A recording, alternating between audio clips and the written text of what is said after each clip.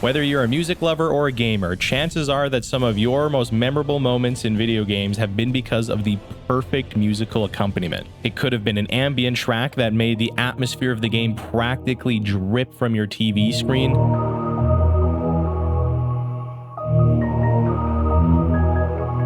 or an imposing boss theme that makes a villain feel truly dangerous.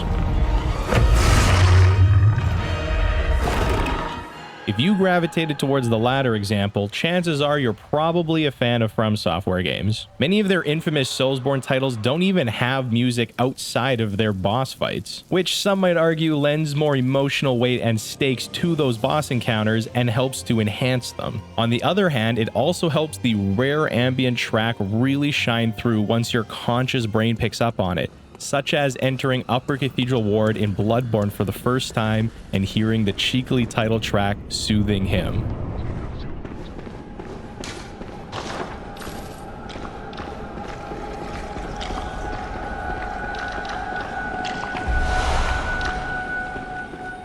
Music and sound design is one of my personal favorite aspects of a video game, and is a big part of why my favorite games are my favorite games. But this is a department that I feel has been a bit lacking in the Souls games. Sure, there's tons of great tracks that you can pick out, and maybe it's because I've played all the games, but my patience for orchestral choir music has only worn thinner with each new entry to the franchise. This culminated in Dark Souls 3 for me. To me, this soundtrack took the worst and most lackluster elements of the previous Souls OSTs and cranked it up to 11. That is why today I want to compare Dark Souls 3's soundtrack with Elden Ring's soundtrack, so that I can show you why Elden Ring has revitalized my appreciation for orchestral choir OSTs. If you think that's an oddly specific comparison, then I should also probably admit that this video is partly being made because I kind of maybe want to prove something to my streamer friends. Yeah, Elden Ring OST is trash, with the exception of a few songs. I might have went full psycho and made a bunch of videos to stream snipe a bunch of Elden Ring streamers in order to farm their reactions to include in this video to try and prove a point.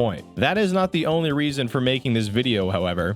The other reason is that this is my catharsis, an exercise in self-analyzing my taste in music and what common themes that I appreciate the most, which is why, before we get into all that insanity, we first need to talk about what makes a good soundtrack, and what is, in my opinion, the most underrated aspect of game immersion: soundscapes.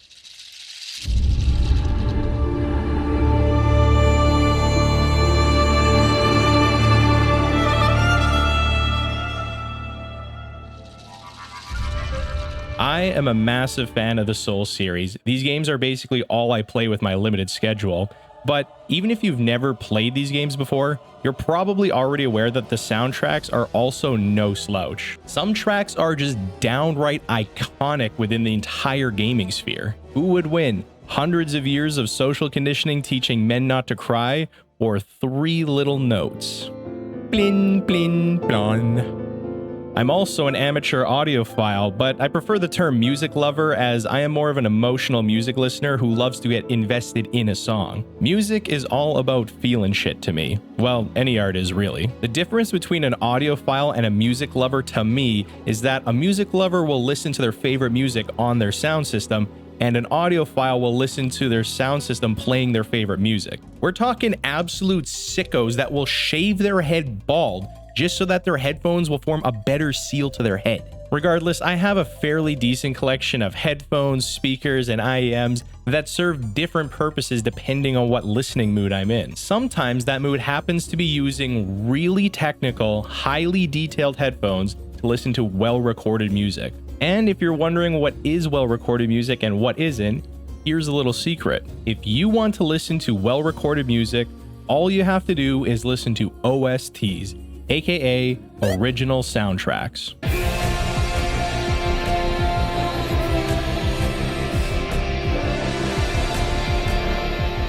Video game, anime, and movie OSTs are gonna have typically top-notch recording, mixing, and mastering because someone is paying top dollar to commission that work. So naturally, I occasionally find myself sitting down with my favorite video game soundtracks and listening to them while being completely removed from the gameplay. Now, I completely understand that video game soundtracks are meant to accompany gameplay and play a very specific purpose within the context of that game, which is way different than the purpose of some radio bait dime a dozen pop song. For example, while I think Sekiro might just be doing the "Wow, Japan" aesthetic, I think that it is a visually gorgeous game that's world and atmosphere is greatly enhanced by its soundtrack. But when I sit down and listen to the Sekiro soundtrack on its own,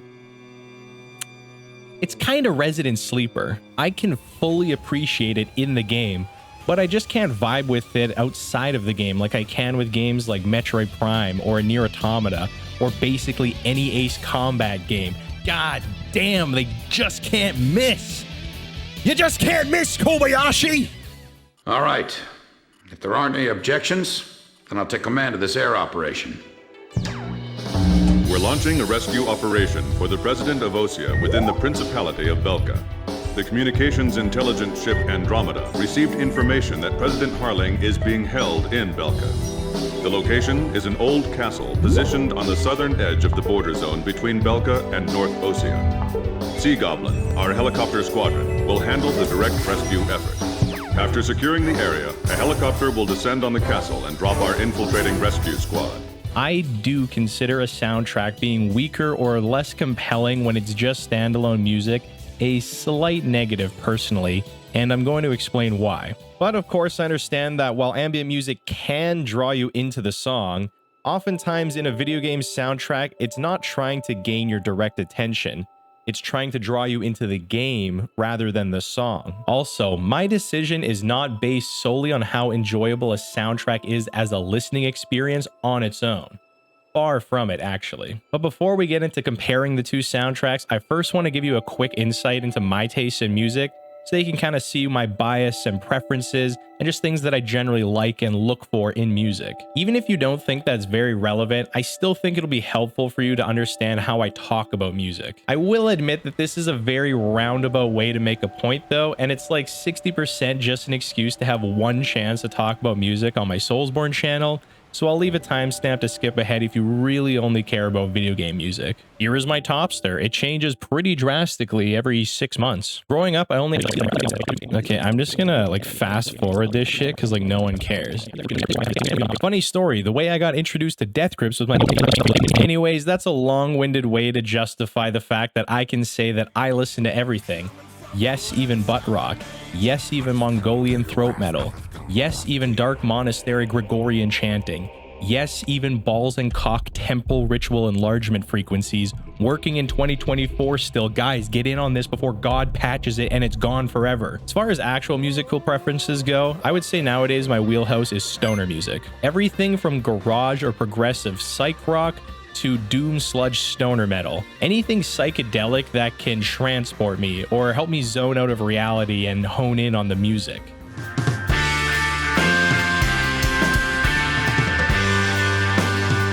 Lastly, Fooly Cooly is my favorite show, no question, hands down, and it is because of the themes of that show combined with the amazing Pillow soundtrack that I immediately associate shoegaze and math rock with feeling happy. Math rock gets its name because it is prog rock for musicians with really big brains. It features unusual time signatures, frequent style and tempo shifts, and is just generally technically challenging to play on the guitar. While Midwest emo is tricky for me, I still generally enjoy it because it is emotional, whereas a lot of instrumental math rock kind of feels a bit soulless and just generally more like a technical instrumental demo. Midwest emo, of course, being the unholy love child between math rock, emo, and Midwesterners having a midlife crisis. The fuck was I thinking? Like I was gonna be in a relationship? I'm a fucking psycho. That's why I'm good at what I do. That's how I operate. Basically, what I'm saying is that technical performance and talent is one thing, but it isn't everything. I want the song to evoke or play to some sort of emotion within me. I want the song to feel meaningful. The problem is I am very picky when it comes to emo vocalists. I just really don't vibe with 40-year-old guys screaming about their divorce. That's just me personally. There is something magical though about some shaggy-haired guy in Ohio waking up in the middle of the night and writing a sad riff because he had a nightmare that his grandpa died. Far East emo gaze is pretty great too, but I am a monolingual troglodyte, so it's kind of tough for me who enjoys lyrics and deriving meaning from a song that way. Shoegaze, however, has been the majority of my listening for the past year now, and like I said before, nothing like some noisy ass guitars can get my brain feeling instantly happy.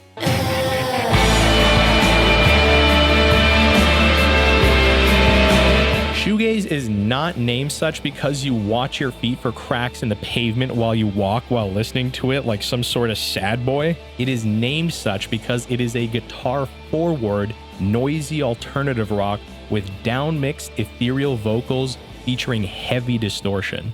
I would say shoegaze is a genre that sounds exactly like how this cover looks. We have an image here that if we look at it long enough, it becomes clear that it is a guitar.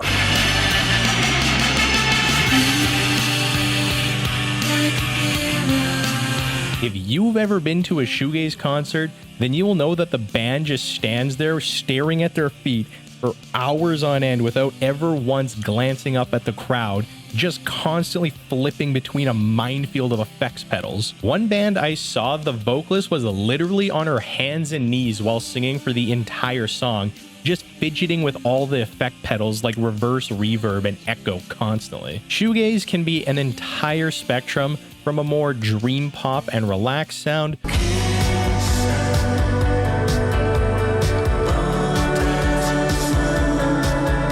to a more hard rock and abrasive punk sound, but either way, it's going to be noisy.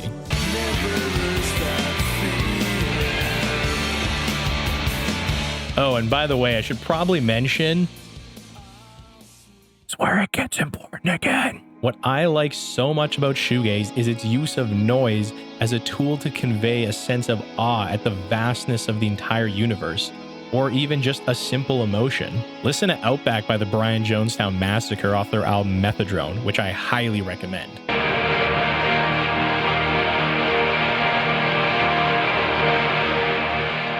While I love amplifier worship on the stoner metal side of music, with the tastiest riffs you've ever heard just absolutely compressing your chest cavity, this is my real amplifier worship. This song sounds like you are floating in an ocean of sound, that sound being these heavily distorted guitars and amplifier feedback gently washing over you. That is what I love so much about shoegaze.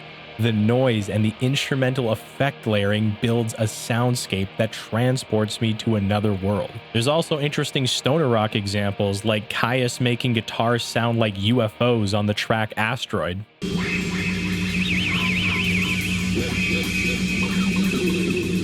By the way, Welcome to Sky Valley is mandatory listening if you are a rock enjoyer. Also, this isn't in the script, but shout out to Reflections of a Floating World for being my favorite metal album of all time. It's a prog metal album about the ethereal beauty of the end of the world, and it's very reminiscent of Dark Souls, actually. Some of you metalheads might get that soundscape transporting you effect with this album. The reason that I love the element of soundscapes in music so much is that it makes it so much easier to get invested in the music when it so effortlessly draws you into the song. That is also why I said that I consider it a slight negative when the music isn't as compelling when it's standalone and removed from the game, because a good soundscape can still give you that feeling all on its own without any visual accompaniment at all. If you want a more clear example of music that takes you on a sonic journey with its soundscape, then can we talk about Kid A? Because holy shit, this album is so good.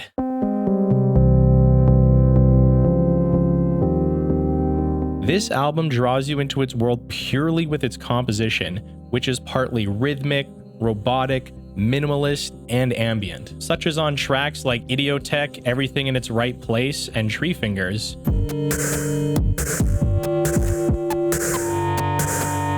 But then it has these moments of super lush and vibrant instrumental palettes, such as on tracks like Motion Picture Soundtrack.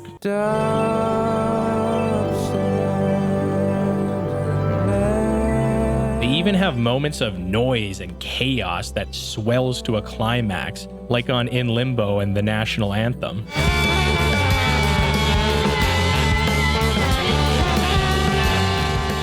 This wide range of dynamics really helps to sell the auditory environment of this fictional world and makes it feel vast and dramatic. The vocals here are beautiful and stand out as the most human part of the album, which makes it feel like a main character or narrator of sorts. You don't even have to fully imagine the world that it draws you into because it is right here on the album cover. And to me, this album makes you feel like you are the last human alive in a dead, still world where only technology remains. I really cannot do this album justice, so if I had to sell you on just one track, go listen to How to Disappear completely. You will not regret it, but goddamn, is this album just ever a holistic experience. It wasn't about you being miserable. They wanted to ask you if you thought the best thing you ever did was... Also, a computer. That's funny, because people used to say the bands.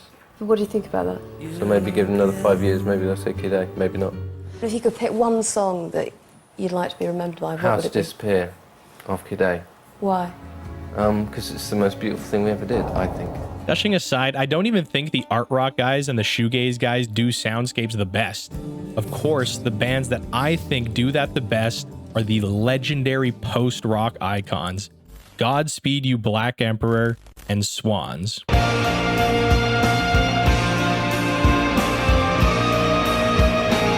Lift Your Skinny Fist Like Antennas to Heaven, banger. F sharp, A sharp Infinity, banger. To Be Kind, banger. The Great Annihilator, banger. Their entire discographies, banger. Listening to the Dead Flag Blues and trying not to be crushed by the weight of sorrow, failure, and disappointment in Western society challenge, impossible. There's no driver at the wheel, and the car's on fire, and the sewers are all muddied with 1,000 lonely suicides, and a dark wind blows. The government is corrupt, and we're all on so many drugs with the radio on and the curtains drawn, and the flags are all dead at the top of their poles. Ding, ding, ding, ding. Oof. Oh, I got like a fucking nostalgia rush just from thinking of that song. This music is so emotionally charged as well. Like, have you ever heard a fiddle sound so sad, angry, and anguished all at the same time?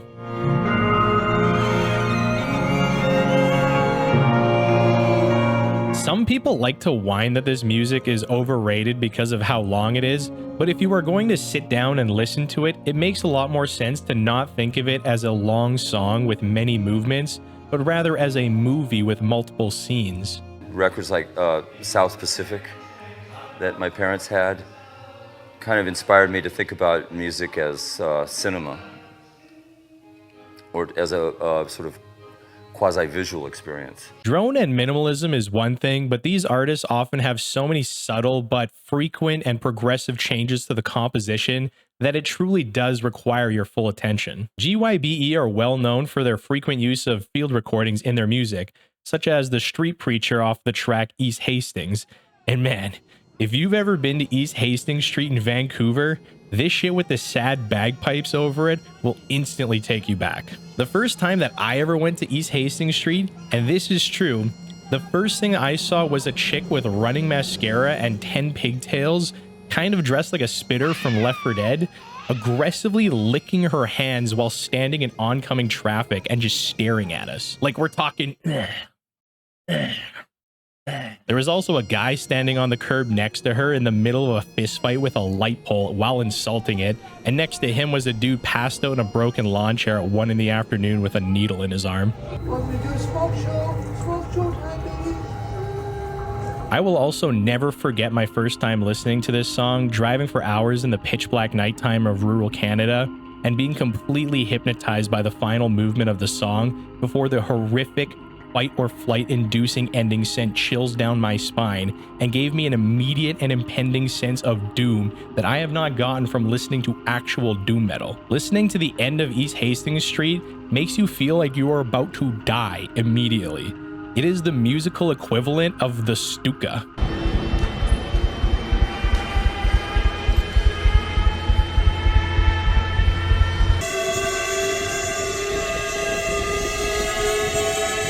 But if you want the ultimate musical soundscape, then look no further than Soundtracks for the Blind by Swans.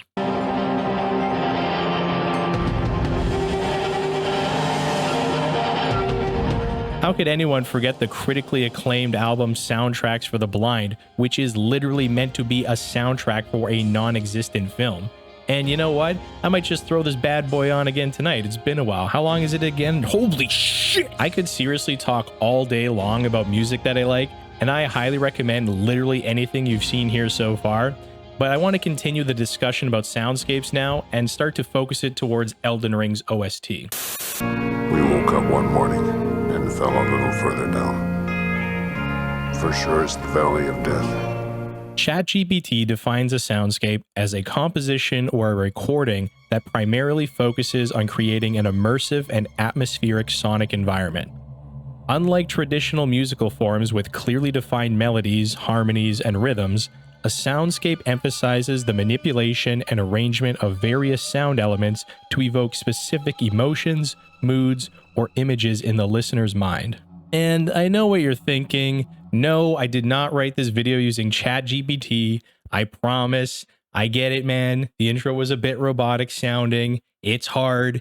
Get off my ass, please. I love being taken on a sonic journey to another world via a well-crafted soundscape. And that's not to say that good soundscapes bend over backwards to throw away the more traditional elements of music like structure and melody. Typically, the soundscape is only one element of the music anyways, just one that I happen to highly value. I think it's also worthwhile to reiterate that a musical soundscape can be intended to draw you into the song, while a more ambient soundscape from a soundtrack that is meant to accompany visuals can be meant to draw you into the game and not actually have the goal of making the song be the main attraction, which can result in a minimalist song that isn't really enjoyable to listen to on its own. Either way, how good a soundscape is will be determined more so by the quality of the audio mixing rather than the arrangement of the sounds, in my opinion, and is key to achieving this transportation slash spatial slash quasi visual effect. While shoegaze uses noise, instrumental layering, distortion, and reverb to achieve a soundscape,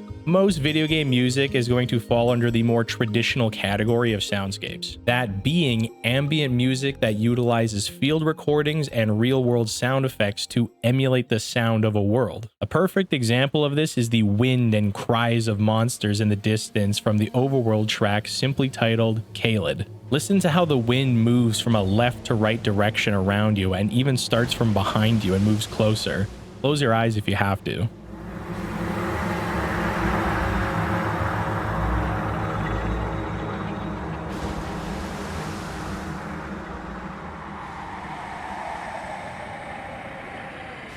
Notice how the howls of monsters sound far off in the distance and then are all of a sudden a lot closer and behind you and all around you, and all of a sudden you feel completely surrounded.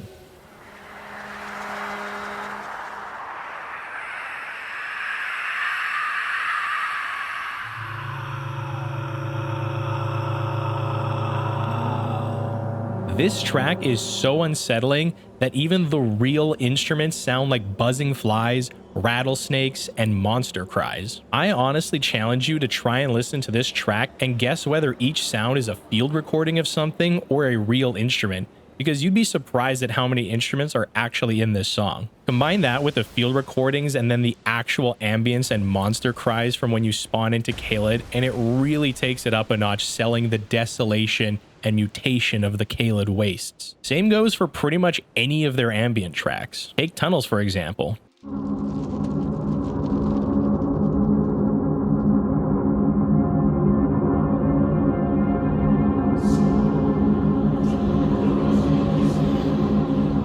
You can hear the sounds of the rocks crumbling and the wind rushing through the cave before revealing the faint echoing of a sound resembling that of bats. That then gives way to another rush of wind which reveals the whispers of something other, and because the wind is traveling from behind us to in front of us into this great chasm that we are delving, it makes us feel like something is behind us and watching our every move.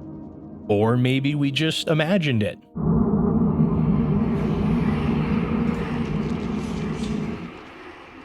And I should mention that your mileage will vary depending on your headphone situation, but listen how freaking good this stereo mix is utilized.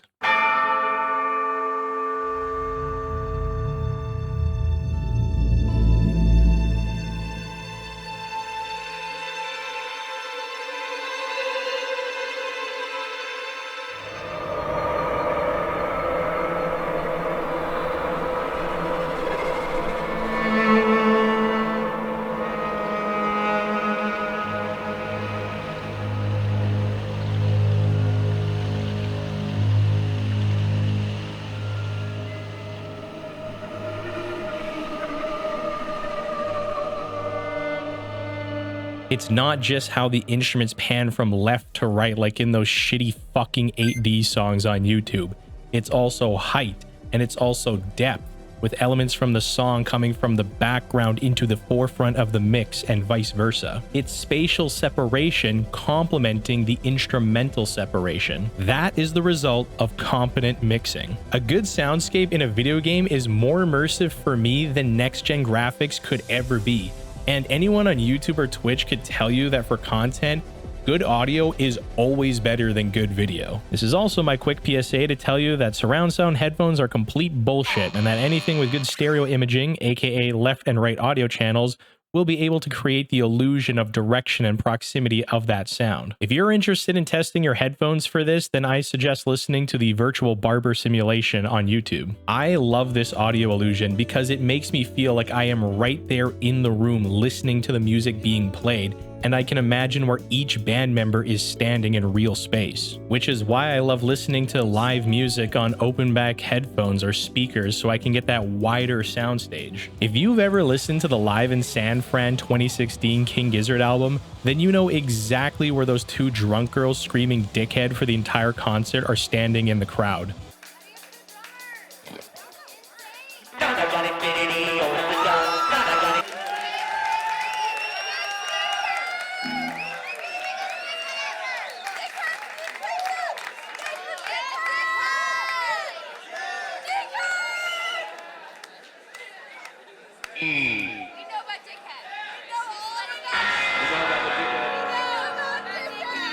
This makes precise stereo imaging the most desirable factor for multiplayer shooter games because you can easily identify when someone's running behind you or on the floor above you. But the game that I would say utilizes this to its fullest extent is Senua's Sacrifice, a psychosis simulator in the form of a Viking epic that literally had me shouting "shut up" to all the doubting, schizophrenic voices that are frantically swirling around your head for the entirety of the game.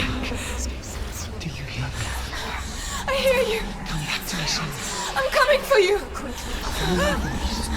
I'm coming.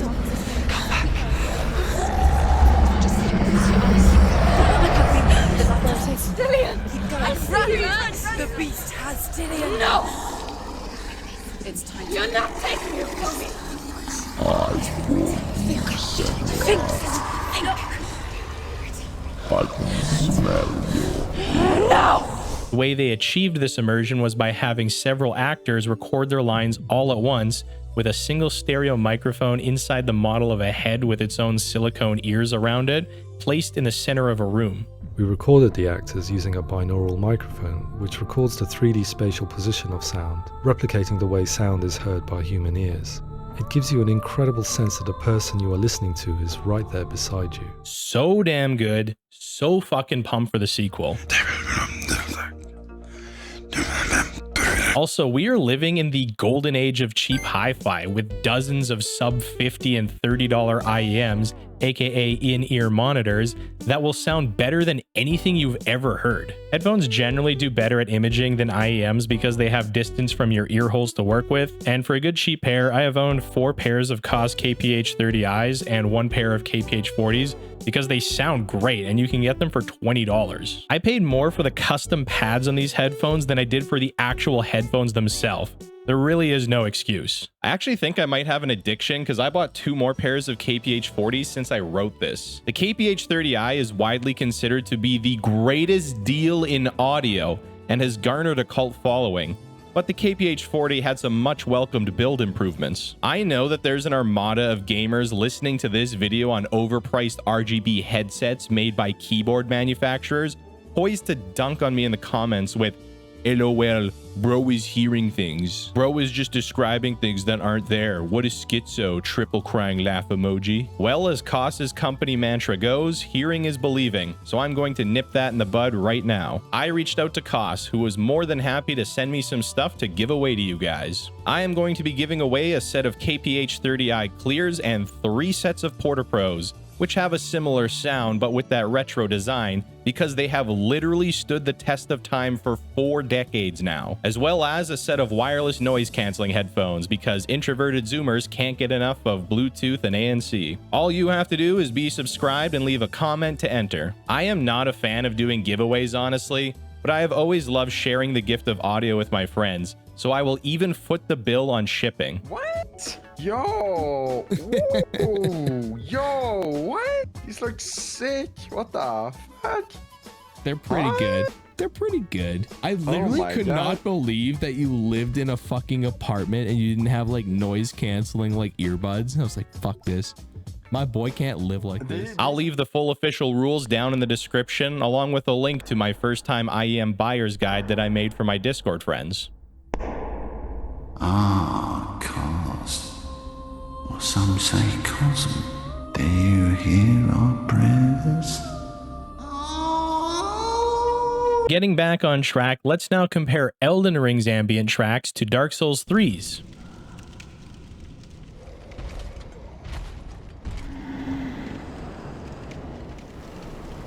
Huh?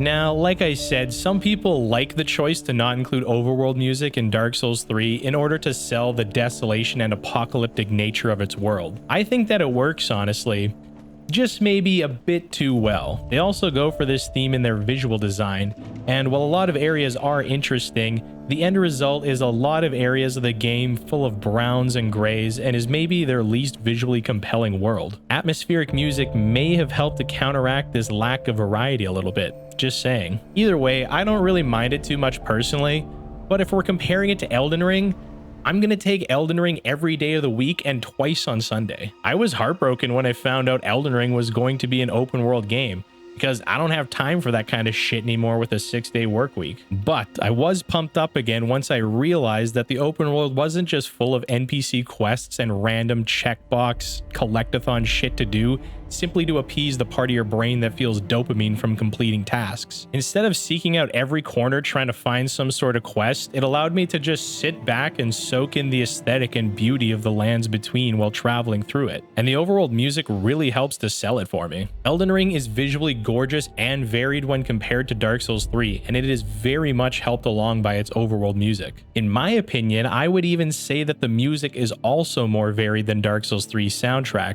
with some peaceful and quiet tracks, whereas Dark Souls 3 just has one bombastic track after another. I will never forget the first time that I stepped foot in Miquella's Haligtree or Lanedale Royal Capital and hearing these envoy trumpets heralding your arrival and sounding like they are part of the song, until you realize that you can kill them.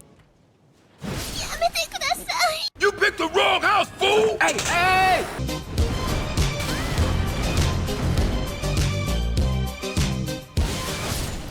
Elfell is probably one of my favorite looking and sounding areas that they have ever made. It's just great vibes. And by the way, this isn't to say that Elden Ring soundscapes are contained only within its ambient tracks and that Dark Souls 3 has no soundscapes. One advantage for orchestral choir music for boss themes is that it can make it feel like all of humanity is rooting for you to save the world, or the souls of the dead are heralding the arrival of an undefeatable opponent. Not to mention that the boss themes combined with the boss's audio design can also achieve this effect, such as Renala and Elden Beast, but the big one of course being Regal Ancestral Spirit.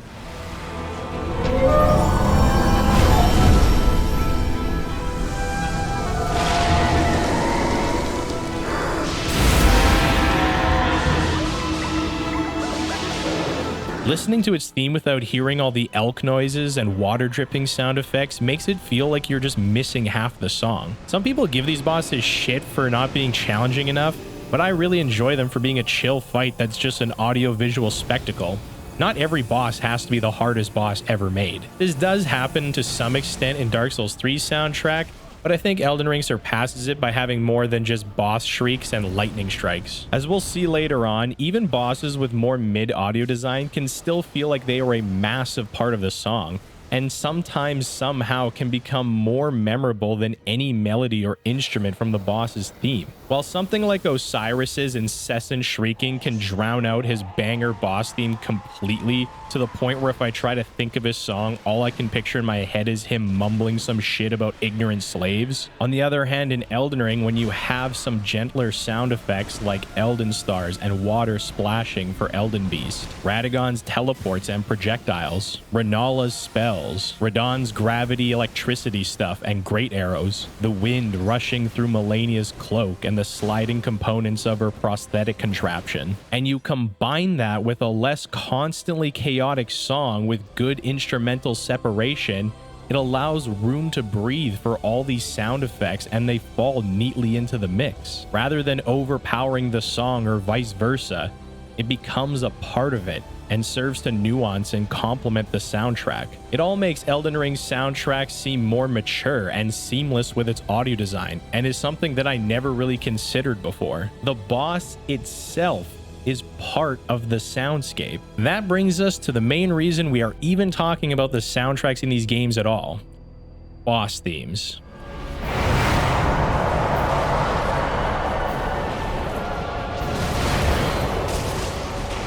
Boss themes are so important to these games that it can take a fight as shitty, forgettable, and easy as Vort and make it memorable, even in spite of its terrible mixing, which we'll get to. This is where we can really start to compare Dark Souls 3's and Elden Ring's soundtrack 1-to-1, and I gotta say, I really like Elden Ring here too. While I think many bosses like Midir, Dancer, Osiris, and Dragon Slayer armor have banger tracks, in my opinion, not one of the shard bearers in Elden Ring has a bad track. Possibly Radahn and Fire Giant have the weakest ones. Again, this is just my subjective preference, but I feel like Dark Souls 3 boss themes tend to be very samey, whereas Elden Ring has much more variety. Dark Souls 3 boss themes tend to just crescendo into chaotic choirs and loud wind instruments rather quickly towards the end of the fight to send it into a more frenetic pace, with one or two iconic moments on the song, and the rest just kind of being noise. Whereas Elden Ring does do this to some extent, but has much more variety from boss theme to boss theme,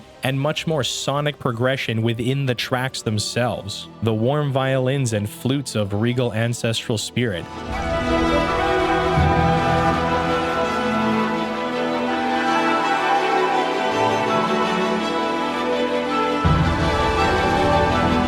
compare that to the fleeting and frenetic string sections that build the tension and energy for Malekith.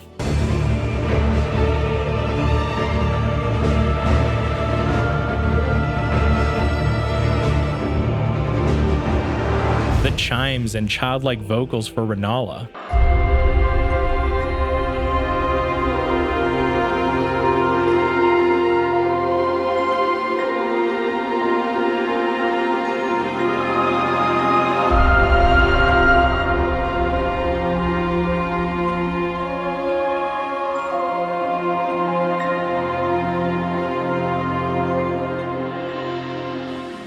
The fucking church organ for Lich Dragon Fortisax.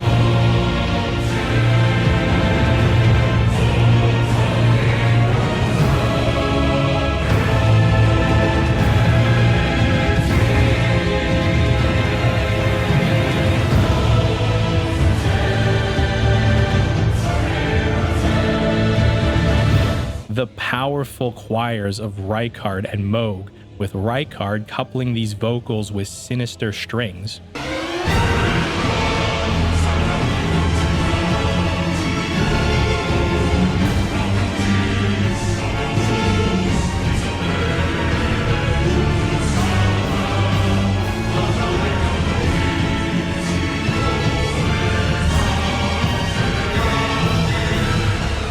And Mohg having whimsical harpsichord, thunderclap cymbals, and bass cannon tuba.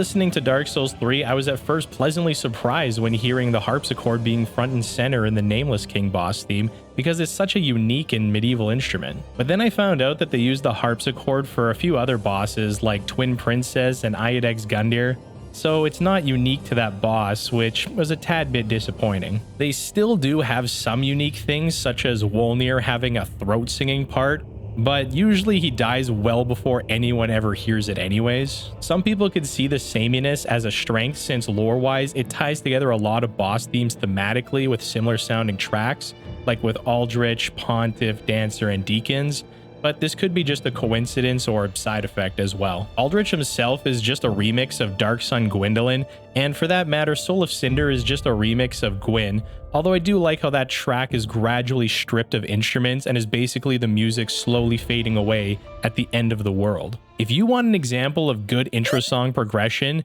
then let's take a look at Godric, the pathetic throwaway first Shardbearer boss of the game.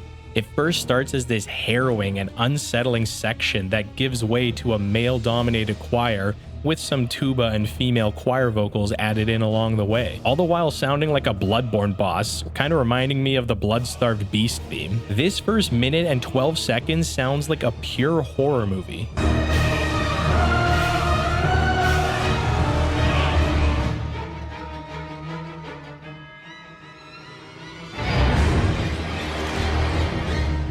That is cut short by a fiddle cutting through the mix before exploding into the grand regal chorus of the song, replete with lumbering wind instruments, military march snare drums, harmonizing of the male and female vocals, and even a bell that sounds like a fucking death knell. We are only given just a brief taste of this though, just a little teaser before the song descends back into its horror origins and culminates phase 1. Phase 2 starts and the choir, tuba, and drums slap us right in the tits before slowly releasing and building tension back up towards the chorus, with a bit of those spooky strings and male choir again, and then building up the wind instruments and the calamitous bells at the 250 mark before heading full force into the true chorus and giving us a satisfying climax 75% of the way through the song.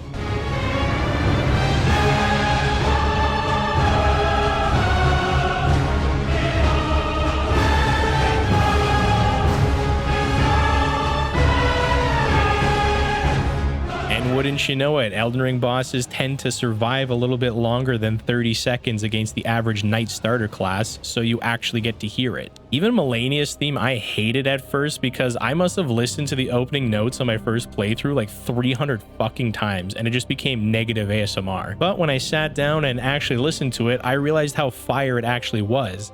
It's a slow, subtle burn that gradually builds momentum right to the end with a beautiful climax. Dark Souls 3 boss themes tend to get very hectic very quickly and are less progressive overall, which makes for very fatiguing listening over long periods. You could argue that this is just a soundtrack only listening problem, as in the game it's in short bursts since it only plays during bosses, but if you're stuck on that boss, you better pray that it's a banger, partner. Of course, we could go back and forth all day long arguing that my favorite boss theme could beat your favorite boss theme in a fight, and spoiler alert, that's kind of what we're gonna fucking do in a minute. But like I said, this is all purely subjective, and I just happen to like a lot of Elden Ring boss themes more. Y'all know that this is just my opinion, right? I would instead like to give my arguments as to why I think Elden Ring's soundtrack is just generally superior. Here are the main reasons that I would give to support my argument, and just to be transparent, I have said all of these on stream years before Elden Ring ever got its name,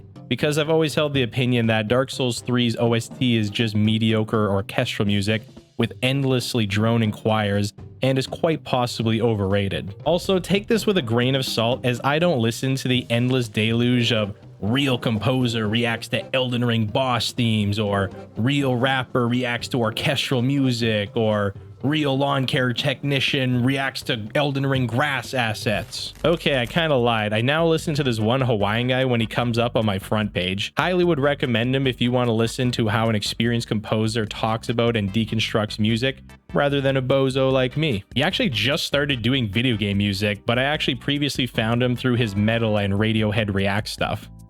Holy shit, he fucking streams now too? You know what's unique about this and the engineering and the composition of it is that as big as it sounds, it's really the bottom end of the composition is what's giving it some what I would call thickness and depth, and the heaviness of it. A lot of the instrumentation that's happening on the top, it's lonely. It's not a string section. It doesn't sound like doing some of this nice melody work and stuff, or dissonant actually melody work. It's like one string. But when the vocals came in, there are some incredibly wonderful and powerful dark dissonant notes that are being played there. It makes this very, like, I imagine in my head, I don't know the game, but I imagine in my head, like lunging through like mud, dragging your knuckles, barely getting to the next, that kind of like laboring kind of darkness and sadness and heaviness. This motherfucker just got all of that from listening to the first minute of the Renala track. One of the things too, remember I said at the beginning in the first stop that the overwhelming power of a lot of this, what we're hearing is the bottom end and its tone. Now we get into a much more ethereal, ambient kind of phase, and it's these floating purgatory style composition that's there. And what I mean by that is because of its floatiness, and it's got in its tones, probably every 4 measures or every 2 measures, we hear a very big, heavy bottom end drum just going boom. But it's held out. There's a sustain on it. That's a very important part of this piece. It's very ominous, and it adds to that like creepy spaciness of what we're hearing. Anyways, I'm not a classically trained musician or anything, so don't expect expert opinion here. Kind of like how people who talk about video games on YouTube are just dime a dozen gamers and not industry experts or particularly good designers or writers. Firstly, more is more. Dark Souls 3, from what I can find, has 25 songs in its base game, with a total of 32 tracks if you include both of its DLCs. Big Brother Elden Ring, on the other hand, has 68 tracks, and we don't even have a DLC yet. Yes, I know the Elden Ring DLC is coming soon. Yes, I am excited. Please stop asking me what I think will be in it. Why don't you instead try and DLC some titties? But yeah, Elden Ring is basically just bigger Souls in every way. Reason number 2, better mixing. This is what I meant when I said that Dark Souls 3's soundtrack makes for a much more fatiguing listen, to the point where I have to give my ears a break because they hurt after 4 songs. Elden Ring has much more progression and subtle parts in its songs, whereas Dark Souls 3 opts to just melt your face off with drums, loud brass, and horns, with like 3 fucking vocalists all singing on top of each other. It's all mixed very loud and is straining, whereas Elden Ring has a much better clarity to its mix. I would even go as far as to say that Elden Ring is much more competent as orchestral music. Dark Souls 3 is so loud and chaotic that it sounds like every instrument and vocalist is competing to overpower each other, rather than it being natural layers of instrumentation that nicely coalesce. My biggest pet peeve is when they have like 2 different choirs having a singing match, and then they just throw in like a 3rd vocalist on top of all of that, just randomly going,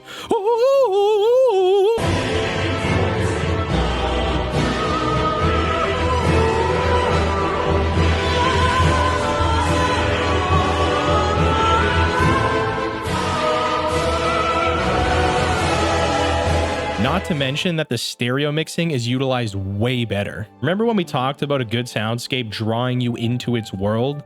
That only works with good stereo imaging and mixing. While listening to Dark Souls 3 is like listening to a single mono speaker 3 inches away from your face, in Elden Ring, you can hear the opposing choirs on the left and the right of you. The background is audible and not completely drowned out, and all the instruments have a place in real space with room to breathe, especially when you start mixing in field recordings and sound effects. Listen to these and try to imagine where all the instruments are in real space.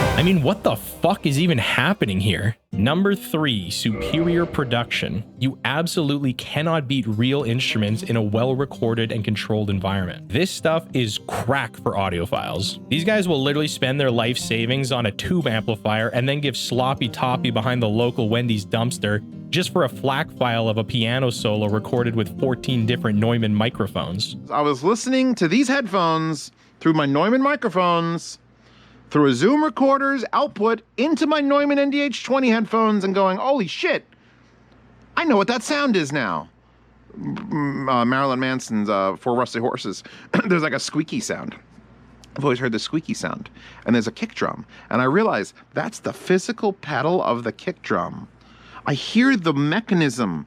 I could hear through these, through that, through another set of headphones, the physical mechanism moving, and I'm like, what? 99 times out of 100, real orchestrated music will sound better than music made using sampled instruments and vocalists. DS3 soundtrack is recorded digitally, while his Elden Ring soundtrack is recorded live, courtesy of the Budapest Film Orchestra, with I'm sure at least some digital sampling mixed in, and in this instance, the difference is night and day in my opinion. The biggest example of this, and probably my biggest gripe with the entire Dark Souls 3 soundtrack, is that the wind instruments literally sound like shitting noises to me.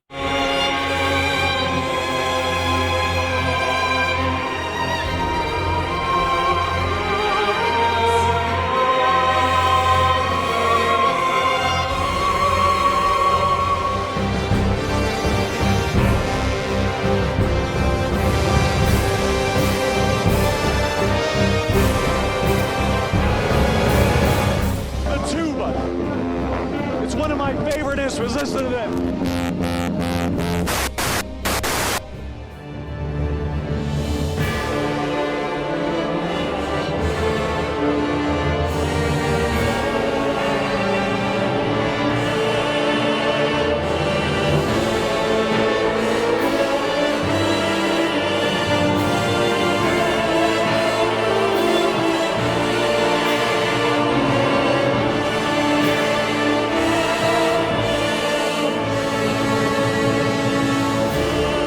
They sound like absolute shit, literally.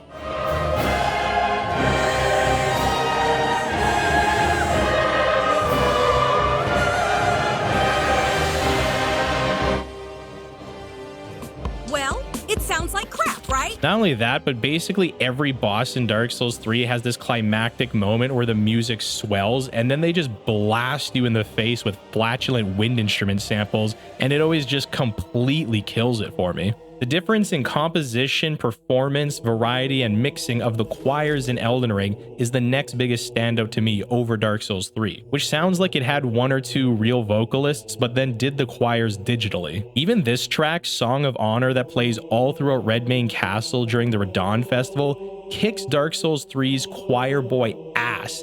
And it wasn't even done by a professionally trained choir. They decided not to as an artistic choice because they wanted it to sound like a ragtag band of mercenaries and warriors rather than a traveling glee club, and it sounds miles better than digital. So that's my reasoning. I was talking about these exact things one night while ending stream, and we had a little listening session with chat. From my point of view, it was pretty cut and dry. Elden Ring is just the superior soundtrack, despite the grumblings of some longtime viewers. Until we rated other Souls streamers and then took the discussion there, and oh boy, did I ever get fucking ratioed quick. I rated the Koop, a fellow Souls PvPer and variety streamer, and he had this to say on the matter. Loopine is hellbent that Elden Ring is better OST. How? That's literally impossible. 100 times better just spent the last 30 minutes of stream comparing OSTs. Oh, that's funny. Yeah, Elden Ring OST is trash, with the exception of a few songs. DS3 or Elden Ring OST? DS3, no question. Go next. That's not even a question. I prefer Elden Ring as a game significantly to DS3, personally. But OST-wise, the Elden Ring OST is weak as fuck. Godskin Duo. Mog's theme. Nah, dude. Those are only good because Cthulhu Seeker did good frickin' remixes of them. Absolute garbage. Ah, okay, you're right. Reichard's. You're right. Reichard's is good. I think ER has superior variety, mixing, and production. I mean, you can make some arguments about but better mixing and mastering on less iconic tracks, I think doesn't really matter at the end of the day. To me personally, from my perspective. Yeah, again, my argument about Elden Ring OST is just about iconicness. Loopine getting radioed.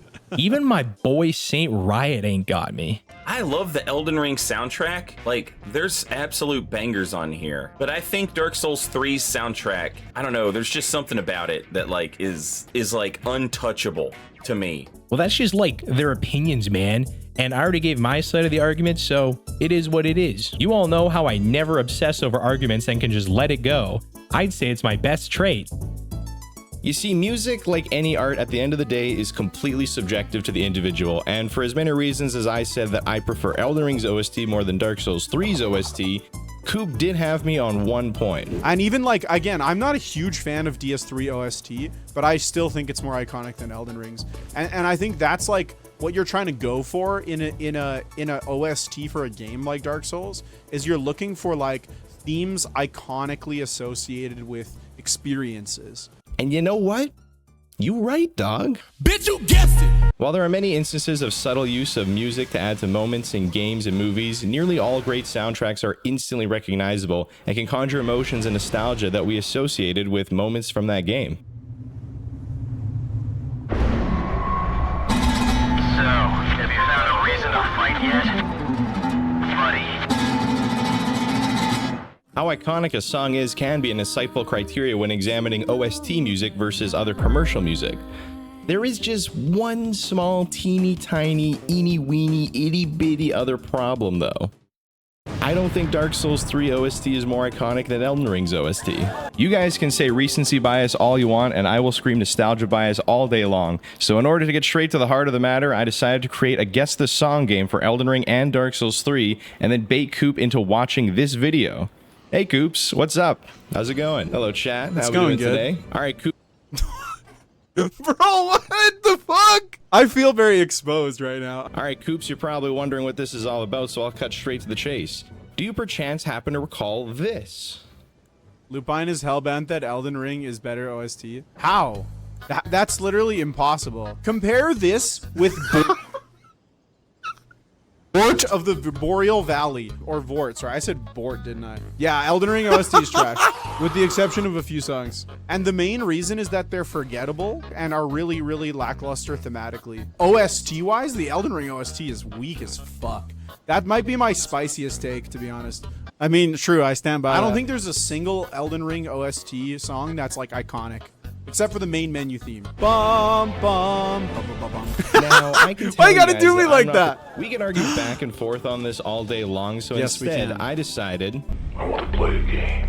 Ooh. let's settle this with a good old-fashioned game of Guess the Song. I will Guess be the playing 10 song. to 30-second clips of a song from each soundtrack. Oh no, I'm about to get exposed, dude. Chat, you guys are welcome to play along too. However, you are not allowed to type a damn thing in chat until Koop has locked in his answer, or I will personally ban you.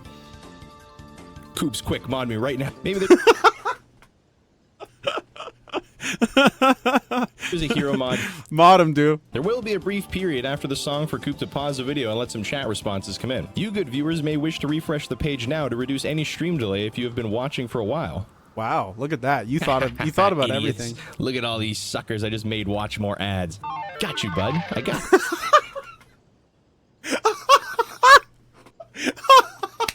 That's so fucking funny, dude. Thanks, buddy. I appreciate all the 12 cents. I've got you so much that I will be donating an additional crisp couple dollary dues for every song that you guess correctly because, you know, I got to make sure you aren't going to throw to make Elden Ring look bad. And I know this is kind of long, but I want a good data set. Money talks, baby. I did not know this was living in your head like this, bro. I'm going to be honest. I'm surprised. I'm quite surprised that this was like you cooked a whole video reactception thing just because you're like, no, Elden Ring soundtrack is way better, bro.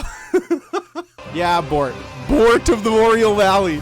Bort of the Boreal Valley. I honestly have no idea what this is. I did a remix of this song. How do I not recognize this? Oh, it's the Phase 2. Oh, this is what I'm talking about. I literally remixed this song and I don't even know this. Hey, I did it. Oh, Firelink Shrine.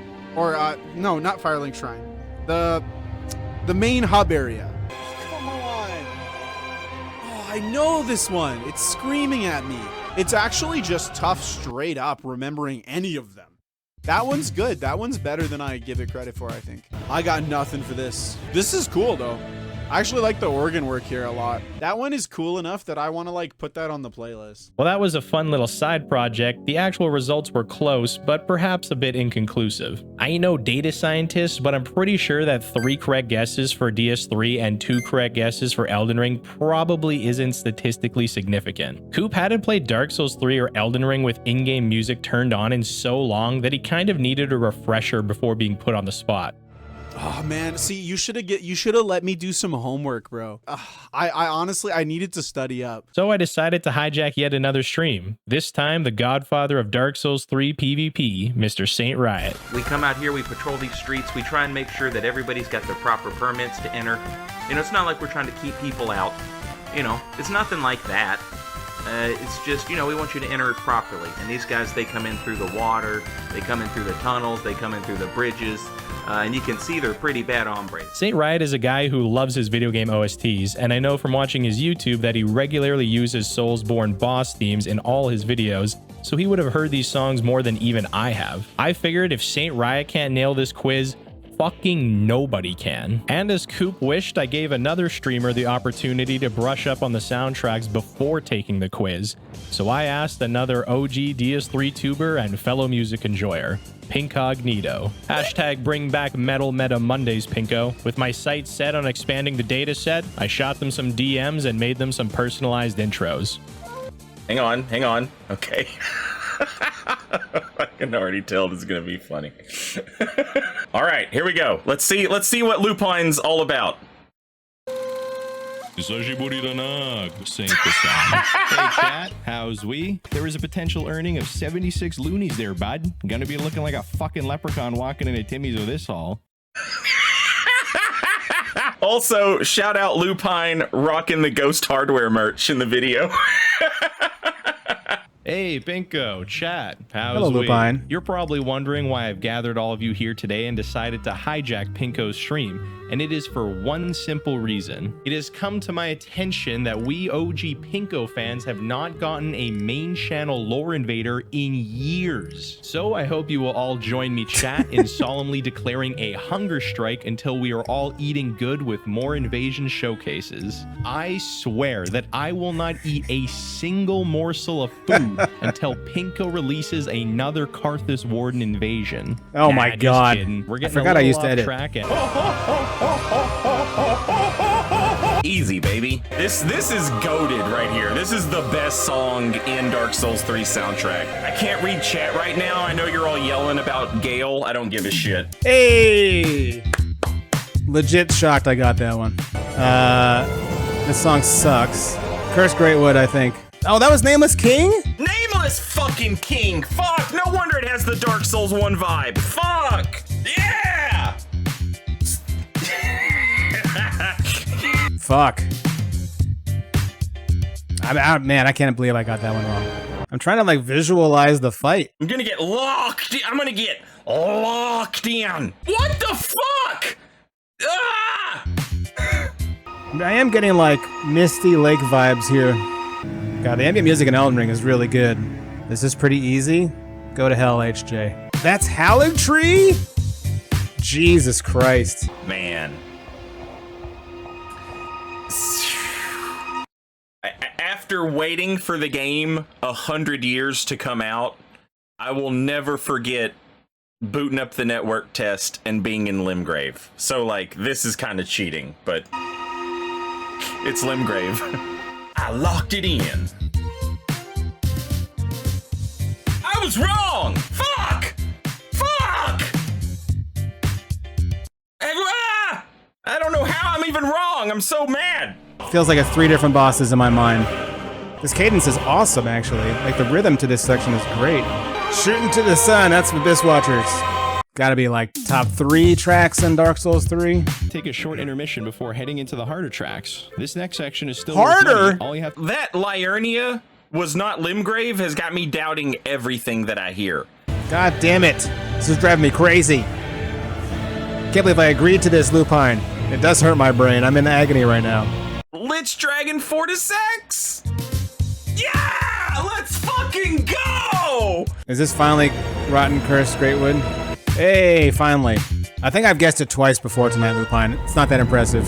Oh god, I can practically see this boss fight. That's Oceros? No way. I also jump scared them for good measure. Yay! Yeah, the choir tipped me off there. All right, time Jesus for the curveball round. This is going to encapsulate all the non-boss Fuck themes. you, It's man. Fuck off, bro. God damn it, you can't just throw that shit in there. I'm like listening with my listening ears. All right, time for the Fuck curveball. you! What the fuck was that? Ah!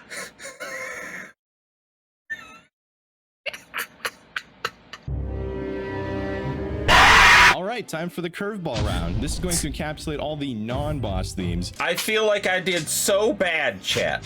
I really thought I was like, I would just ace the shit out of that Elden Ring stuff. So to get that many wrong hurt me so bad. Tree balls was not a gimme. Also, yeah, thank you, Loopine. That was fun. Also, that video was very fun. Just very well made. So many of the Elden Ring songs started sounding the same with the chorus and that drum beat. See, I was having the opposite problem where all the Dark Souls 3 shit was sounding the same to me. In general, there's like a lot of bombasticness to the soundtracks in these games, right? That makes it sometimes a little hard to differentiate between the tracks and the abstract, at least for me. I think both DS3 and Elden Ring have not an issue, but an aspect to them where there's like large groups of songs that have like kind of similar bombasticness, which makes them a little hard to distinguish, I think. There's also like all these notes in these tracks that you were obviously like kind of keen to highlight that I really never noticed. Like, I do not recall ever hearing a flute in the Fire Giant fight, but they also have a lot of distinctive songs. I mean, there's some obvious ones like Regal Ancestor Spirit.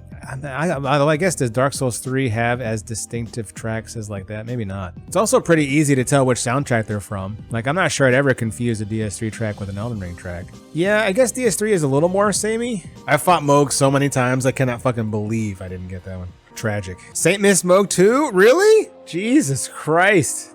That's as shocking. He's probably fought Moog with all the... I remember he did like whole streams helping family members beat Moog. Something that I'm willing to concede after the exercise, by the way, Loopine, is I'm willing to concede that both games struggle with iconicness. I definitely felt that DS3 was more iconic on an emotional level.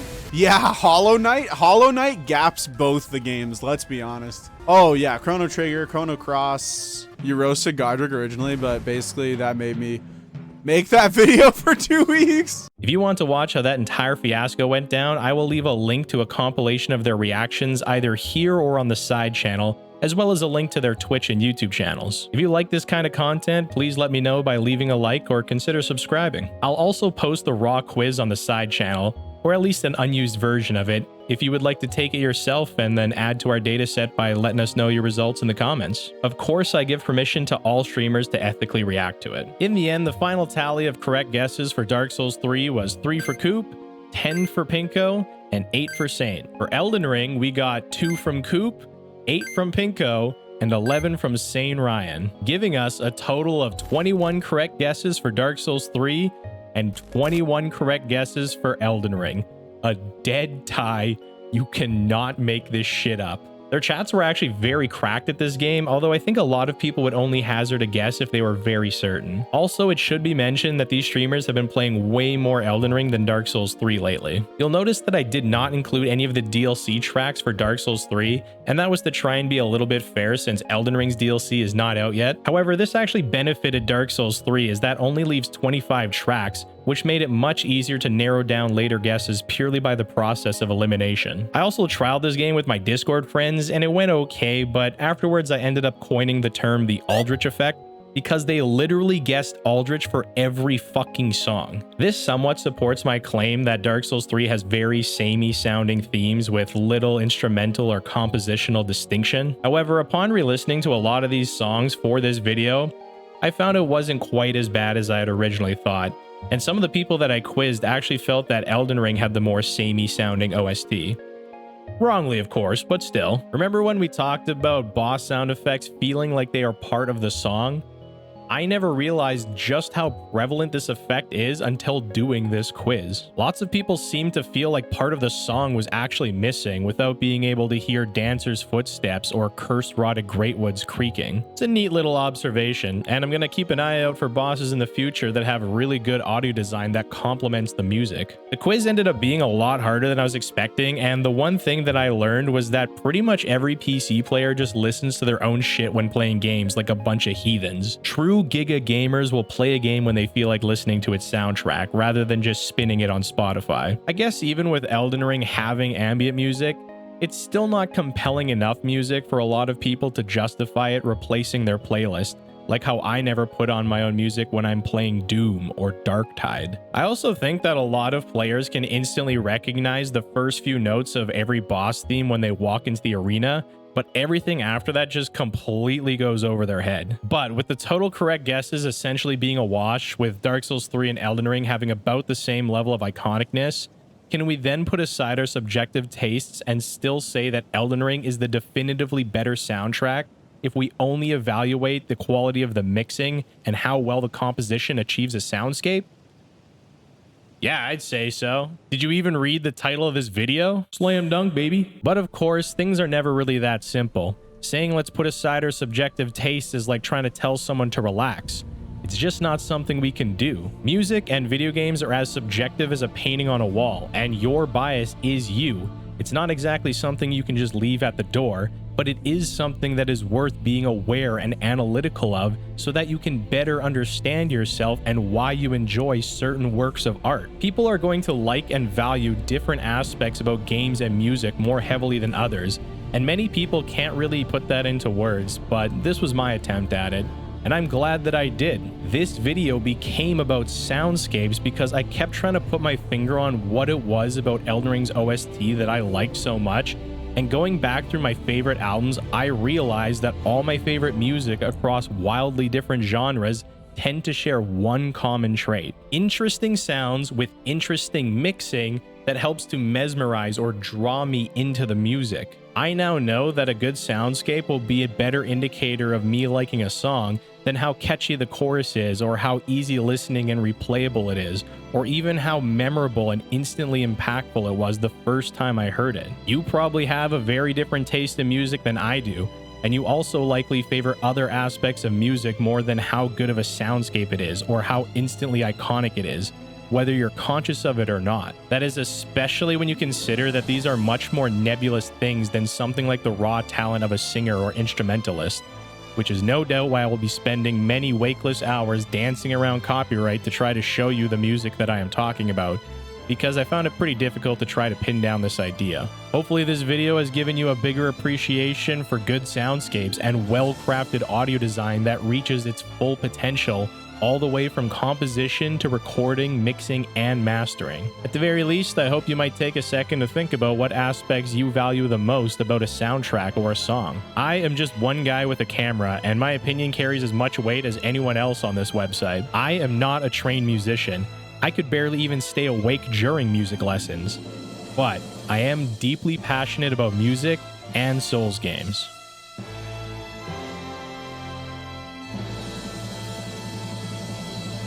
But if there's one thing that I truly know, it's that the real goated OST is Bloodborne, baby. It's Bloodborne. Please stop saying dumbass things. You're not even making sense.